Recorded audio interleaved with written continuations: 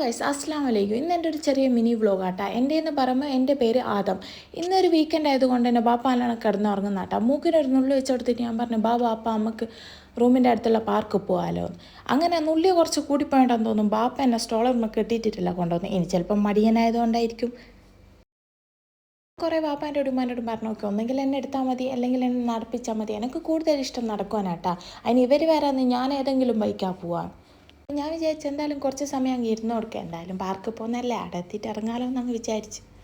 ഞാൻ ഒരു കാഴ്ചകളും കൊണ്ട് ഞാൻ അവിടെ കുത്തുന്നേട്ടാ. ഞാൻ ഇടയ്ക്കിടയ്ക്ക് ബേക്കോട്ട് തിരിഞ്ഞു നോക്കുന്നുണ്ട് കേട്ടാ. വേറെ ഒന്നിനുമല്ല, എൻ്റെ ഉമ്മ വേഗം തന്നെ ഉണ്ടോ നോക്കുന്നതാണ്. അങ്ങനെ നമ്മൾ കുറച്ച് നേരത്തെ നടത്തതിന് ശേഷം നമ്മൾ പാർക്കിലേക്ക് എത്തുവാനായിക്കുണ്ട് കേട്ടോ. ആ ലൈറ്റ് കാണുന്നതാട്ടാ പാർക്ക്. അപ്പോൾ നിങ്ങൾ വിചാരിക്കും റൂമിൻ്റെ തൊട്ടടുത്താണ്, കുറച്ച് നടക്കാനുണ്ട് കേട്ടോ പാർക്കിലേക്ക്. ഞാനിപ്പം ചിന്തിക്കുന്നത് വേറൊന്നുമല്ല, എൻ്റെ പാപ്പാക്ക് ഇങ്ങനെ ഡ്രൈവിംഗ് ലൈസൻസ് കിട്ടിയെന്ന് എങ്ങനെ എന്നെ തലതിരിച്ച് കൊണ്ടുവന്നതെന്നാണ് ഞാനിപ്പോൾ ആലോചിക്കുന്നത്. എന്തോ ആവട്ടെ, എല്ലാം സഹിച്ചാൻ പറ്റുമല്ലോ എന്ന് പറഞ്ഞ് ഞാനടങ്ങി ഇരുന്ന് കൊടുത്തിട്ടാ. അങ്ങനെ നമ്മൾ പാർക്കിലെത്തിയിട്ടാ. ഈ ഒരു പാർക്ക് ഫാമിലീസിന് മാത്രം ഉള്ളതാട്ടാ. അതുകൊണ്ട് തന്നെ ഭയങ്കര ആൾക്കാരൊന്നും നമുക്ക് കാണാൻ പറ്റില്ല.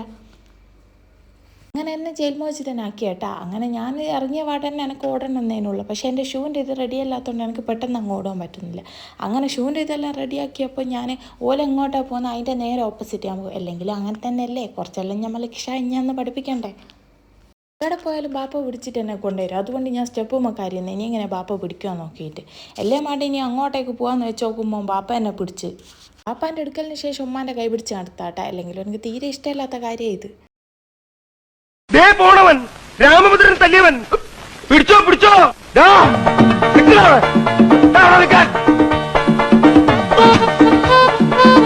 അങ്ങനെ കുറച്ച് നേരത്തെ നടത്തിയതിന് ശേഷം ബാപ്പ പറഞ്ഞു വന്ന വഴി മറക്കറ, അതുകൊണ്ട് വന്ന വഴി തന്നെ അങ്ങ് പോട്.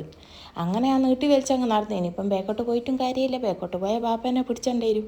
അപ്പോൾ കുറച്ച് നേരം ഞാൻ ഉമ്മാനെ കണ്ടിട്ടാ. ഞാൻ അങ്ങോട്ട് ദൂരെ പോയിക്കണം. അപ്പം ഞാൻ വിചാരിച്ചെന്നാൽ പിന്നെ സലാം പറയാം. എനിക്കാണ് ഒരു അസുഖമുണ്ട്, സലാം പറഞ്ഞു തുടങ്ങി അവിടെ ചുറ്റുമുള്ള എല്ലാവരുടെ അടുത്തും പോയിട്ട് എനിക്ക് സലാം പറയണം കേട്ടാ.